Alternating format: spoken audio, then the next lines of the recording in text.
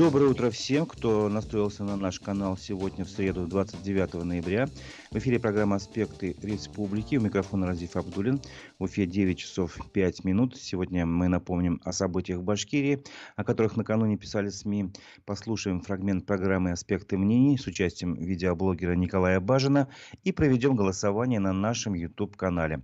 Напомню, трансляция программы идет в канале «Аспекты Башкортостан» в YouTube. Свои вопросы и комментарии прошу вас оставлять именно там. Ставьте лайки, не забывайте. Этим вы поможете работе нашей редакции. Подписывайтесь и на наш телеграм-канал «Аспекты». Итак, давайте начнем с обзора прессы. В Украине погибли еще 6 уроженцев Башкирии. С ними простились в Иглинском, Чешминском, Аскинском, Бешбулякском и Кугарчинском районах. Об этом сообщила вчера наша редакция. В селе Чувашкубово простились с Алексеем Сидоровым. В Чешминском районе проводили в последний путь рядового Рафиса Каримова. В Аскино попрощались с младшим сержантом контрактной службы Эльвиром Тимиргалиевым. В Бешбулякском районе попрощались с Семеном Николаевым. В Кугарчинском районе с уроженцем села Исимово рядовым Рамилем Сагитовым. Сегодня планируется прощание с Владиславом Вакиловым, ветераном Афганистана, если не ошибаюсь, да, Афганистана. Сегодня планируется прощание с ним на 10 часов в театре НУР в Уфе. Кто его знает, пожалуйста, приходите. Общее число погибших соотечественников в ходе специальной военной операции из Башкирии достигает уже 1190 человек. Скоро будет 12-я сотня погибших достигнута, вполне вероятно, потому что темпы гибели бойцов на специальной военной операции достаточно такие высокие. По 5-6 человек в день мы сообщаем. Другим новостям. В Башкирии приняли закон о бесплатных земельных участках для строительства жилья, отличившимся в специальной военной операции. Соответствующие поправки в закон о регулировании земельных отношений в Башкирии приняли депутаты Госсобрания. Об этом сообщили в башкирском парламенте. Как пояснил спикер парламента Константин Толкачев, бойцы, которые удостоены звания Герой Российской Федерации или награжденные орденами Российской Федерации, будут получать право на бесплатный земельный участок для индивидуального жилищного строительства. Если же боец погиб от ран или заболевания, полученного в ходе специальной военной операции, то правом на землю смогут воспользоваться члены его семьи. То есть это супруга, дети несовершеннолетние. В случае, если их нету, то родители погибшего военнослужащего. Также он отметил, что землю можно будет получать независимо от уровня материальной обеспеченности семьи. То есть нет такого критерия, как нуждаемость, который применяется для некоторых других категорий льготников. Еще к новостям о специальной военной операции. Родственники мобилизованных обратились к главе Башкирии с просьбой об их замене. Накануне прямой линии Радия Хабирова под его постом о поездке в зону специальной военной операции появились обращения родственников мобилизованных. Напомню, что прямая линия запланирована на сегодня, на 7 часов, но не суть. Давайте к обращению перейдем. Что же пишут жены в основном мобилизованных? Ради Фаритович, мы тоже гордимся нашими мобилизованными бойцами, которые не сбежали в дни частичной мобилизации, не скрывались от военкоматов, а честно пошли защищать Родину. Но они не железные, они больше года живут в окопах, и им нужна замена. Это основной такой посыл.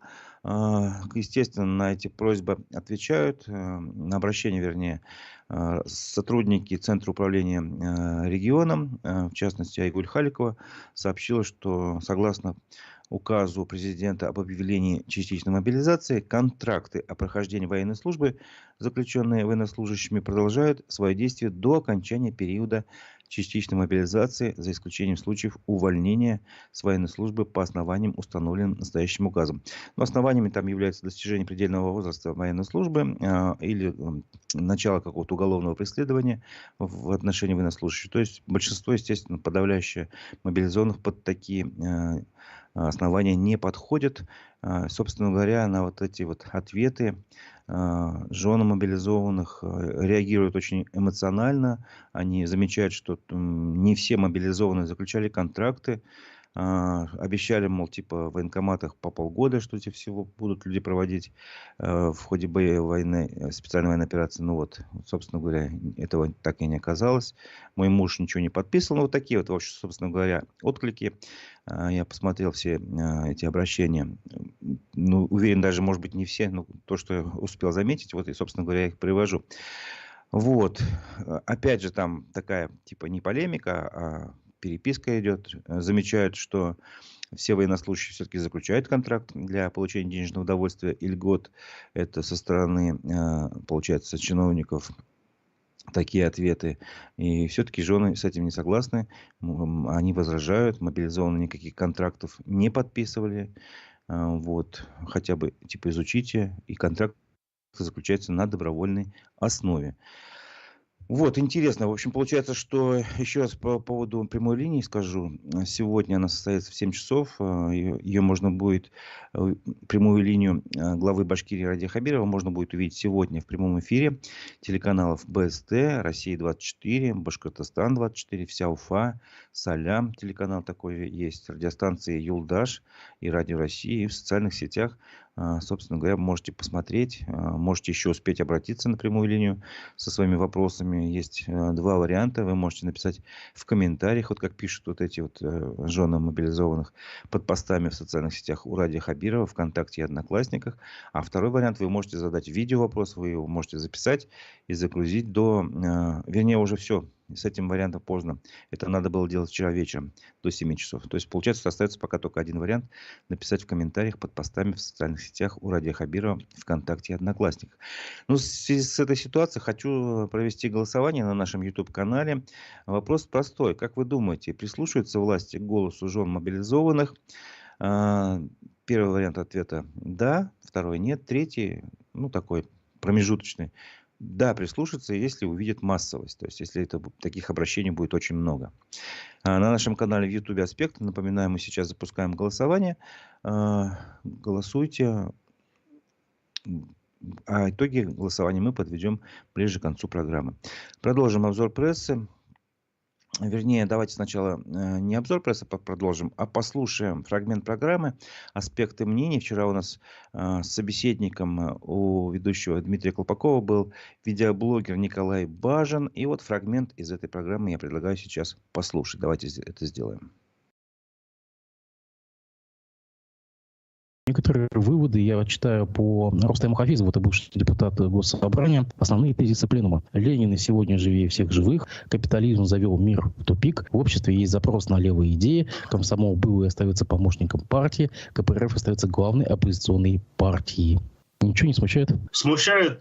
Несмотря на то, что я знаю Хафизова, я его знаю как предпринимателя, я его знаю как политического деятеля. Что касается Ленин мертвее всех мертвых, для меня это очевидно давно и так далее. Идея, может быть, была смелая, но реализовалась она не совсем правильно. А все потому, что так называемые политические долгожители не стали уступать дорогу молодым. То есть не последовали сама Компартия, почему в тупике была и почему страна в тупик зашла. Потому что новых никаких идей не приходило. Поэтому коммунистическая партия в этом понимании вещей, она ничего нового не внесет.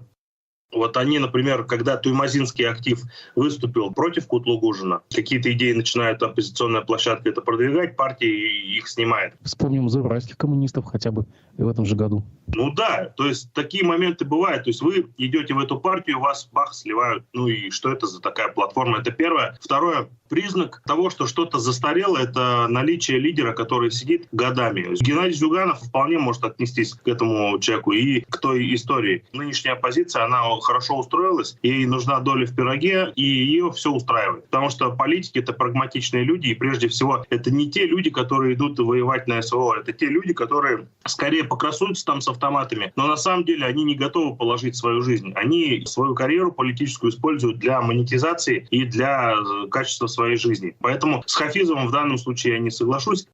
Смысл выборов – развивать страну в опоре на волю народа. На выборах президента страны и главы республики масштаб фальсификации только увеличится, доходы бюджета республики рухнули. Это все следствие тупика, в который нас завели страну, да и весь мир капиталисты. Об этом даже открыто высказались Путин и Макрон, сказал Хафизов.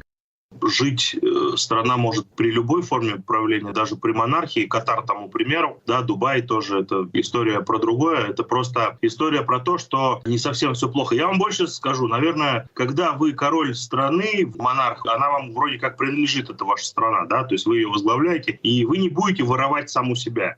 В этом понимании вещей смысла, наверное, в коррупции, в личной коррупции нету. А вот когда вы должность сменяемые, когда вы пришли на время, тогда вы заинтересованы как раз-таки что-то урвать и схватить. Но мир так устроен, мир материальный. Китай, он тоже, кстати, из тупика вышли благодаря вот этим кооперативам и экономическим связям, опять-таки, с капиталистами. И они с США завязаны настолько крепко, что эта история попахивает, наверное, популизмом. От Рустама Хафизова я имею в виду.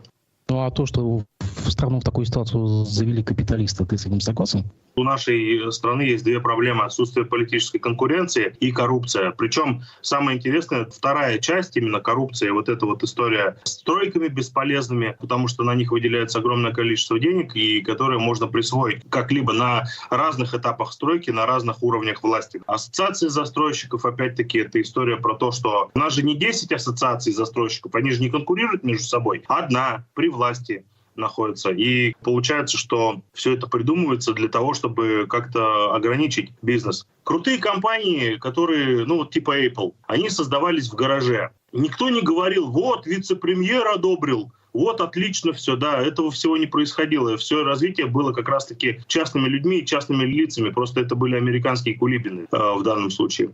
А у нас же история больше про то, что застряла наша страна. Она как-то решения не принимаются, политическая конкуренция отсутствует. С одной стороны, это удобно управлять таким образом страной, когда она идет по одному вектору. Вот, например, есть СВО, его надо там завершить, и в этом понимании вещей с этим проще и быстрее разбираться, чем демократии это делают, чем вот этот вот Запад, который там соберется, пока решение примет, какие-то там пакеты санкций. У них это не получается, потому что они разрознены. А в нашем случае это плюс. Но минус в том, что если страна куда-то не туда идет, то вы никакой силы ее не остановите, она будет лететь как поезд. Это было мнение журналиста, видеоблогера Николая Бажина, которое он высказал в нашей программе «Аспекты мнений». Полностью программу с его участием вы можете посмотреть на нашем канале в Ютубе, на наших площадках ВКонтакте, Одноклассники, в Яндекс.Дзене. Напомню, что в Ютубе тем временем на нашем канале я прошу вас ответить на вопрос, прислушиваются ли власти к голосу жен мобилизованных, родственников мобилизованных. 3 варианта ответа: да, нет, или прислушаться, если это в массовом порядке произойдет. То есть, если этих голосов жен будет много. Отвечайте, не забывайте ставить лайки, это поддержит работу нашей редакции. Продолжаем обзор прессы.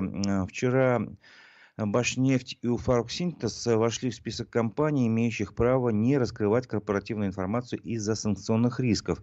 Владимир Путин подписал указ о временном порядке раскрытия и предоставления информации некоторыми российскими хозяйственными обществами. И как раз он опубликован на официальном интернет-портале правовой информации. Собственно говоря, там было перечислено 46 акционерных обществ и из компаний, которые расположены на территории Башкирии.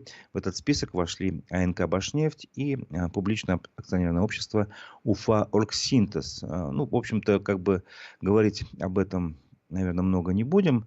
Понятно, что теперь у этих обществ, у предприятий появляется возможность какие-то объемы информации не раскрывать. Они самостоятельно теперь определяют это.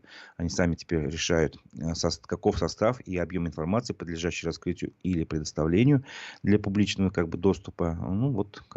Такая история. Тем временем глава Башкирии побывал в Крыму. Там он договорился, что республиканская программа «Башкирское долголетие» будет распространяться и на Крым. В ходе встречи с главой Крыма Сергеем Аксеновым об этом он сам рассказал в своем телеграм-канале.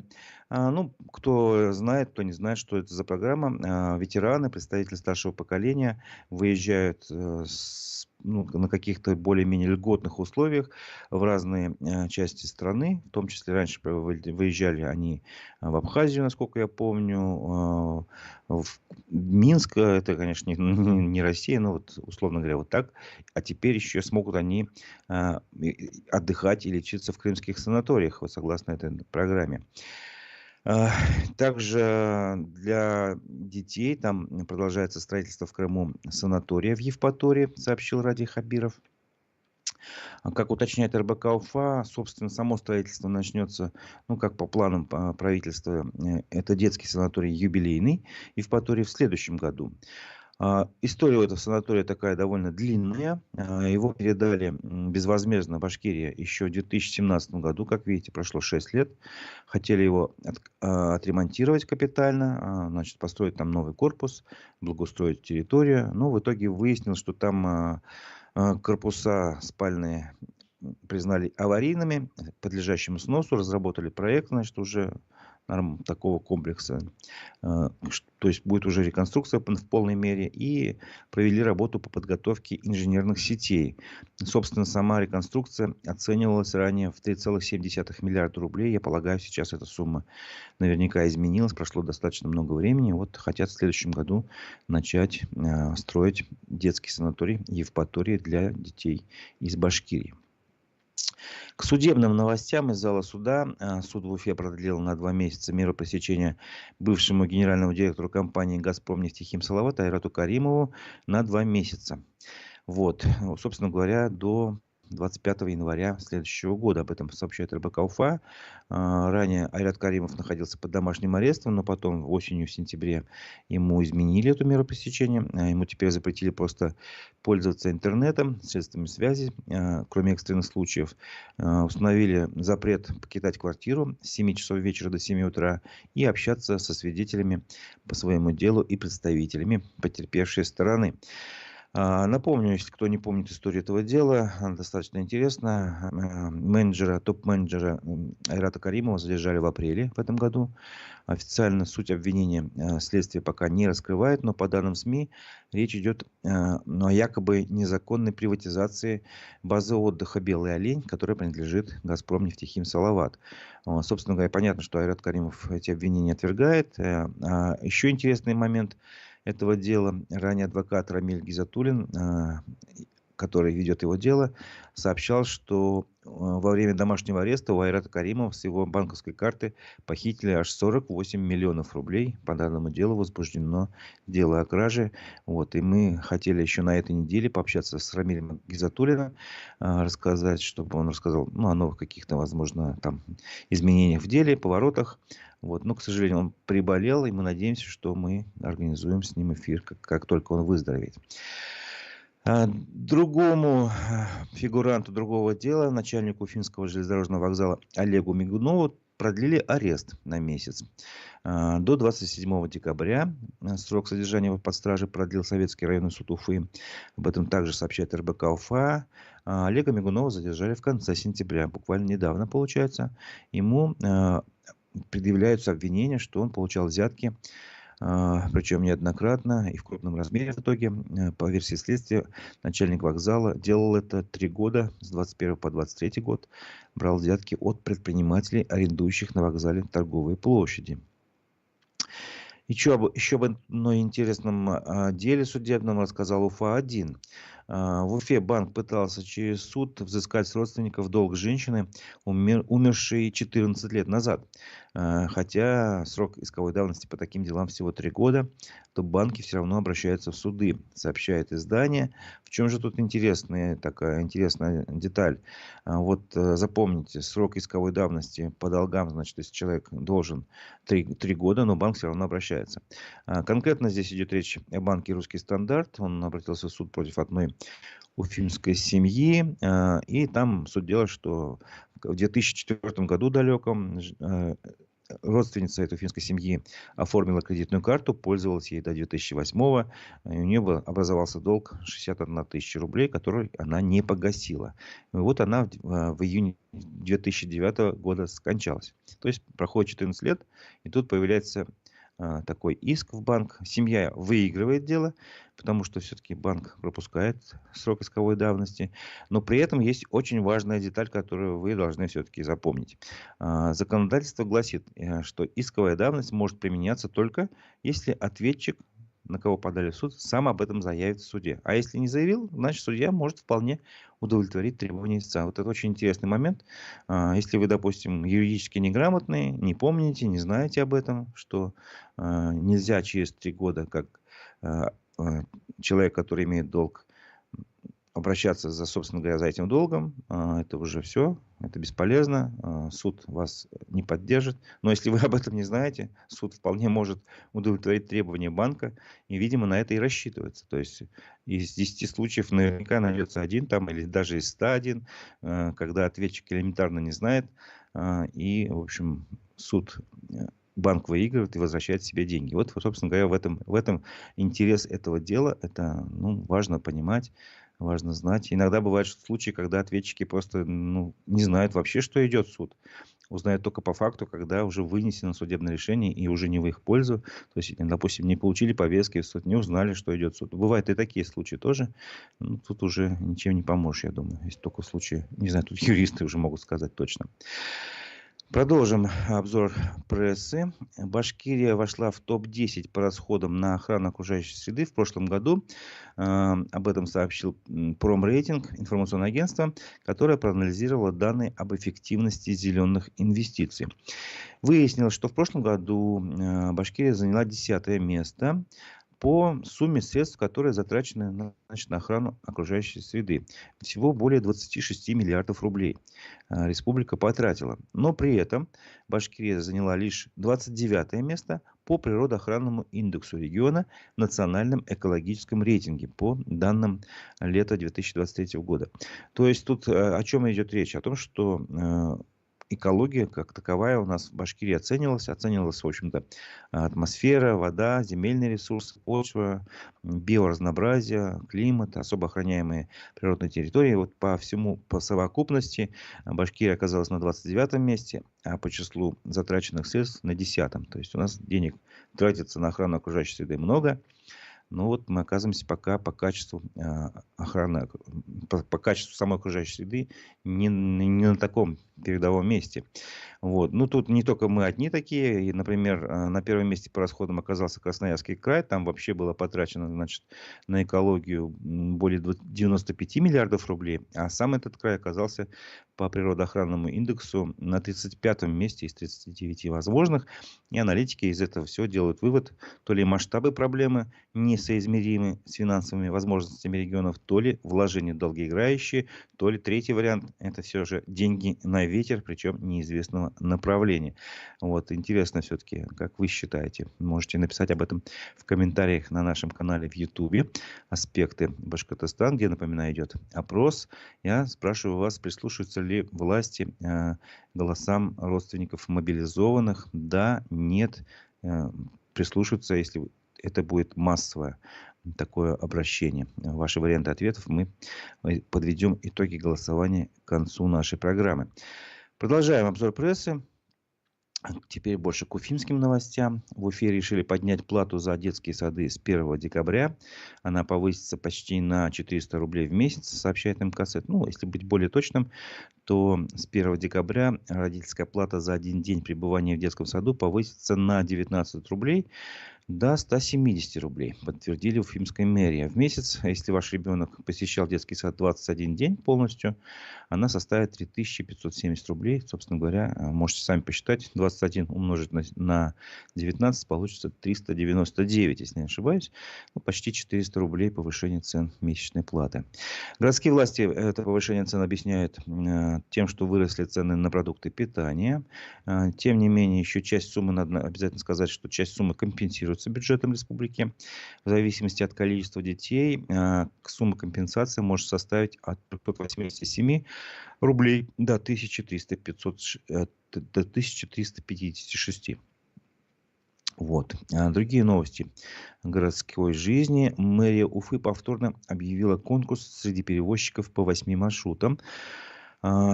Этот конкурс будет, если кто-то выиграет из перевозчиков, свидетельства будут действовать 5 лет. Об этом сообщает «Коммерсант Уфа». Естественно, каждый участник конкурса должен иметь лицензию на право пассажирских перевозок.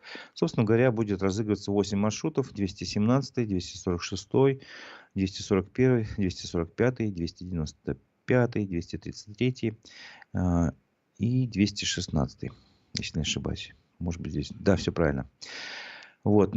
Раньше конкурс на 5 таких из этого числа маршрутов тоже был проводился в сентябре, но вот он не состоялся из-за отсутствия заявок.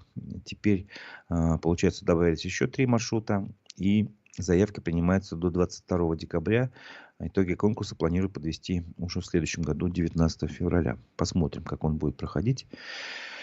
Мэр Уфы Ратмир Мавлиев утвердил программу развития отдаленных территорий города с 2024 по 2029 год. Ну, такую пятилетку. Об этом сообщает РБК Уфа. Собственно говоря, на все это, на развитие этих отдаленных территорий предусмотрено финансирование в размере 331 миллиона рублей из муниципальной казны. Деньги будут как распределяться?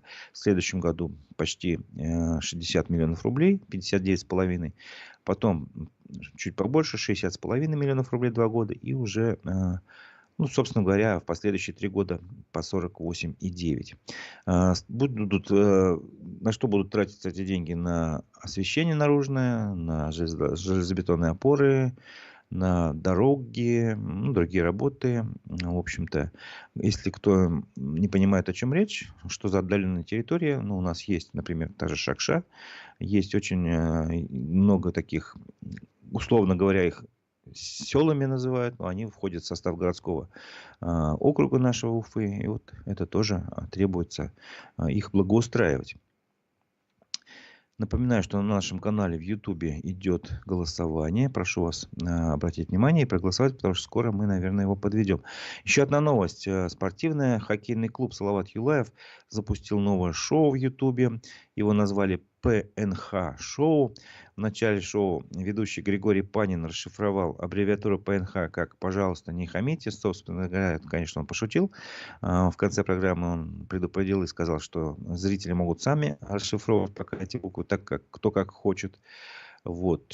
Чем интересен выпуск, что в нем принимали участие именно игроки Салавата Юлаева, кроме Григория Панина, Глеб Кузьмин, Александр Хмелевский, Евгений Тимкин. Они рассказывали истории своей спортивной, околоспортивной жизни. Мне было интересно послушать, как и Григорий Панин начинал свою спортивную деятельность в 17 лет, как он появился, скажем так, в раздевалке взрослой команды. Ну и много других историй. Собственно говоря, первый выпуск вышел, его позиционируют как пилот, пробный выпуск, поэтому строго можно пока не судить. Обещают, что в следующих выпусках будет гораздо все круче. Тем не менее, за 2 часа всего шоу посмотрели более 4000 человек, и они поставили почти 700 лайков. Так что, к чему призываю вас и я, не забывайте ставить лайки на нашем канале в Ютубе «Аспекты Башкортостан», где идет голосование. И голосование мы, наверное, подведем после вечернего выпуска новостей телеграм-канала «Эхо Новости», который я хочу сейчас зачитать. Итак, что же случилось в России и в мире вчера, о чем рассказал телеграм-канал «Эхо Новости». Израильская армия обвинила Хамас в нарушении режима прекращения огня. По данным Цахал, несколько солдат получили ранения в результате 3 взрывов и перестрелки с боевиками. Представители Хамас, в свою очередь, заявили, что лишь отвечали на действия Израиля. Хамас тем временем передал сотрудникам Красного Креста 5-ю группу заложников. По данным израильской армии, речь идет о 10 гражданах страны и 2 иностранцах. Согласно достигнутым ранее договоренностям, боевики должны выпустить в общей сложности еще 20 человек. Вчера, получается, и сегодня, в обмен на 60 палестинских заключенных. В результате российского обстрела города Средина Буда в Сумской области погибли 3 человека, сообщили в прокуратуре региона. Среди жертв оказалась 7-летняя девочка. Осколки попали в машину, в которой она ехала со своим отцом. Еще 3 человека получили ранения при ударе. На переговорах с Украиной весной 2022 года Российская Федерация требовала, чтобы Киев отказался от Крыма и Донбасса. Об этом рассказал помощник российского президента Владимир Мединский, передает ТАСС. Ранее участник переговоров от Украины Давид Арахами рассказывал, что условием мира со стороны Кремля был нейтральный статус страны. Суд в Москве оштрафовал учителя, написавшего слова «Слава Украине! Смерть русским полудуркам» на доске. Сергей Аверьянов был признан виновным в дискредитации армии. Ему придется выплатить 40 000 рублей. Ранее преподавателя отстранили от занятий. Бывшего корреспондента Первого канала Илью Андреева удерживают в одной из российских воинских частей, рассказал изданию «Астра» его адвокат. Военнослужащему также запрещают общаться с женой и защитником. Ранее сообщалось, что мужчина, который уволился с работы из-за нежелания заниматься пропагандой, ушел на специальную военную операцию, чтобы рассчитаться с долгами, и попал в подвал для отказников. Актер Михаил Боярский перенес инфаркт, рассказал ТАСС, его сын, депутат Госдумы Боярский Сергей. По данным Фонтанки, артиста накануне доставили в Мариинскую больницу в Санкт-Петербурге. На следующий день его перевели из реанимации в обычную палату. Это был выпуск новостей телеграм-канала «Эхо Новости», вечерний выпуск новостей. А теперь я предлагаю подвести итоги голосования. Напомню, на нашем YouTube-канале мы спрашивали вас, прислушиваются ли власти к голосам родственников мобилизованных. Было 3 варианта ответа. Посмотрим, что же вы думаете. Итак, большинство, 54%, считают, что прислушаются, если увидят массовость. Нет, не прислушиваются 27%, соответственно. И да, прислушаются 19%. Ну вот, голоса разделились. Большинство считает, что будет либо только если массовое количество обращений, тогда в этом случае прислушаются. Что ж, посмотрим. В принципе, время покажет, потому что у нас есть время, собственно говоря, напомню, в декабре будет прямая линия с президентом России Владимиром Путиным. Возможно, там что-то будет сказано. Не замечать вот этих массовых обращений невозможно, на мой взгляд, но тем не менее посмотрим. На этом наша программа завершается, но не завершается наша работа. В 11 часов я приглашаю вас снова на наш канал в YouTube. Будет программа «Аспекты мнений». Мы пригласили в гости заведующего кафедрой социальных и политических коммуникаций Уфимского государственного нефтяного технического университета Эдуарда Гореева. Так что будем говорить о политике, социологии и прочем. Подключайтесь в 11 часов. На этом я с вами прощаюсь. У микрофона был Разиф Абдуллин. Всего доброго.